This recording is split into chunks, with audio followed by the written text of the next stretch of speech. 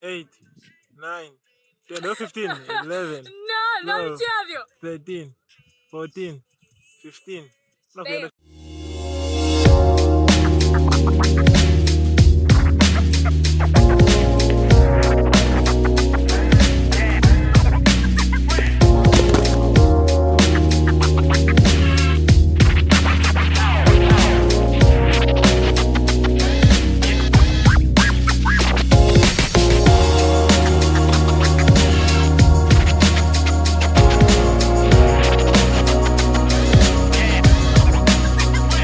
Here, now, in the flesh, the legendary 50mm lens f1.8, aka the legend Nifty 50.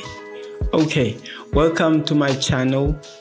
Welcome to the K-Field channel, my photography and video channel. Today I'm thrilled, I'm excited. I want to talk to you about this lens right here, the 50mm lens. This lens is really magnificent, and here on YouTube there's so many videos about it, and I'm giving you my take on this lens, why you should have it, and how you should use it, why you should own one, especially if you are at the beginning of your photography journey, the importance of owning a lens like this.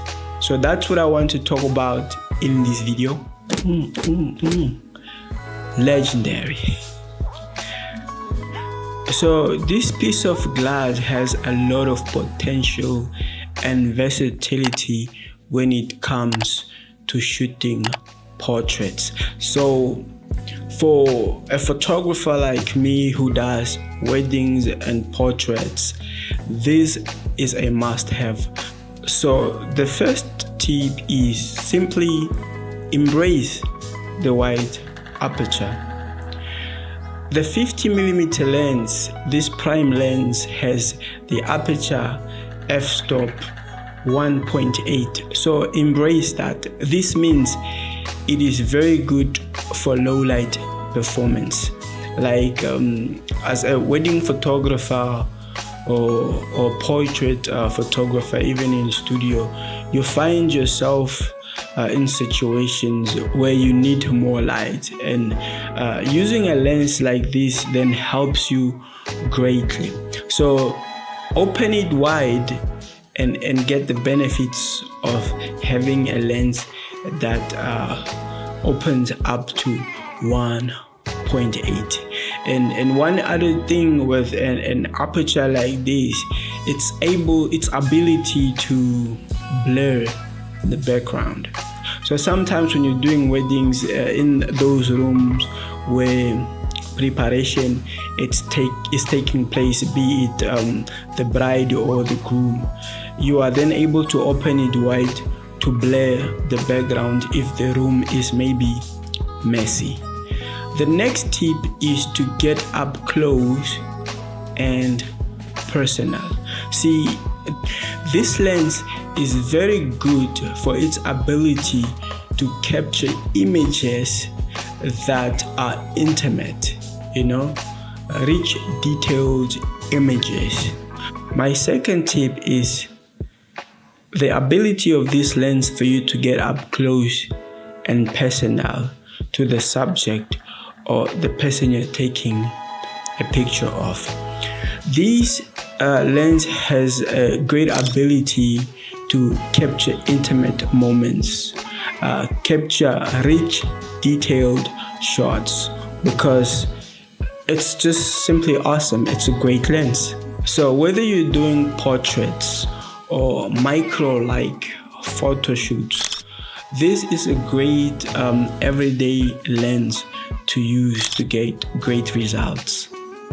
So like I said, don't be afraid to get up close and personal and frame your subject beautifully with this lens.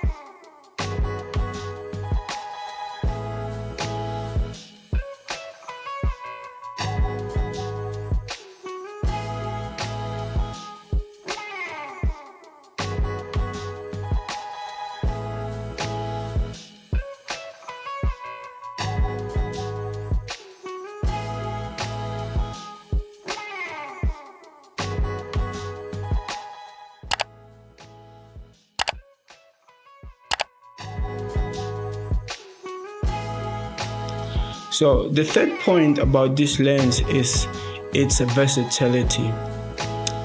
This is a great lens, folks. It's a great balance between those wide-angle lenses and telephoto lenses, because this one is right in between there. What I mean is you are able to use this lens to shoot wide-angle shots like landscapes, groups of people, families, and you are also able to step in, as in zoom in, and also frame a single individual portrait. So this is really a good lens to own if you are a new photographer on a budget, because you would need to shoot wide to crop in and shoot telephoto-like images. And before you are able to buy all the lenses you need for your different shooting scenario. So in your journey as a photographer, you will need to shoot wide and you will need to shoot close up. And to shoot wide, you will need the wide angle lenses, 16 millimeters and 24 and all that. For telephoto, you need images. You'll need 35 millimeter, 100 millimeters for those portraits. But as you are starting, having a lens like this is very beneficial because you're able to use this lens to mimic those lenses that I'm talking about, those lenses I'm referring to. To shoot wide, you simply need to zoom with your feet, step back, and put a lot into your frame. And to shoot close, detailed photos, you simply need to move in, close in on your framing to have detailed images.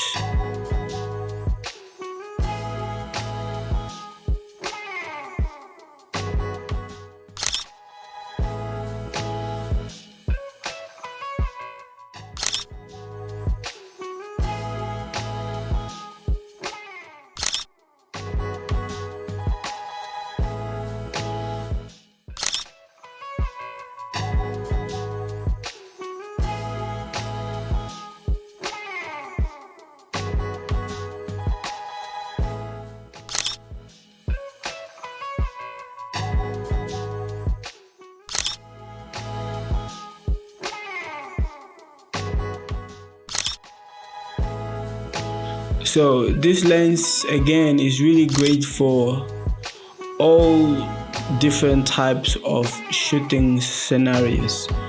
The possibility with this lens is really endless. So do photography like street photography with it, do landscape with it, do events with it, do family photos with it, do weddings with it. The possibilities are really endless. And if you are passionate and you are a photographer who likes to push boundaries, don't limit yourself. By having just this one lens, you are able to do a lot. You are able to accomplish so much.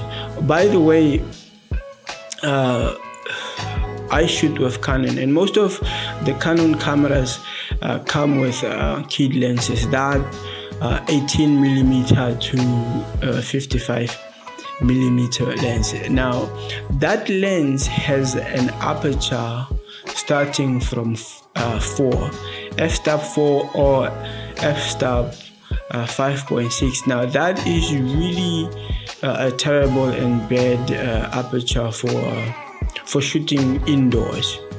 That is why you need a lens like this, That lens you're able to use outdoors, but not for professional good looking images.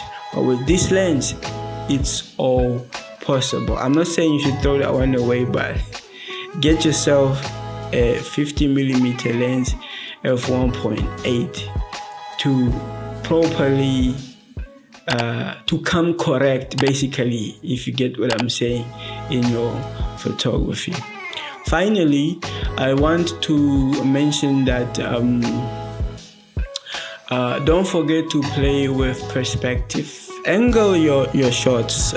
Use different angles, different type of angles. I mean, maybe because of your posture and your shooting style and how your images look, that is how you go and that's how you want to go.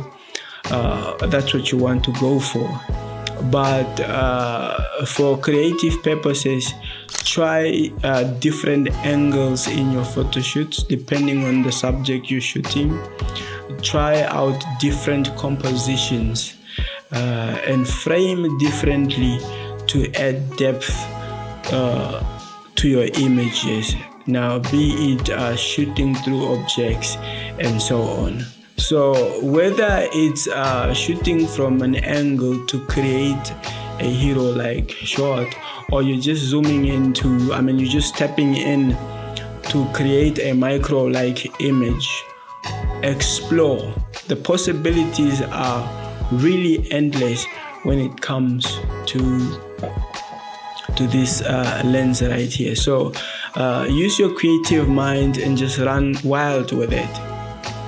So if you're eager and looking to learn more about photography simply because you want to master the art of telling stories visually through photography and even video, please like this video, subscribe to my channel, because there is more of this type of videos coming and more tutorials that I plan on releasing. And so join me, let's elevate our photography together.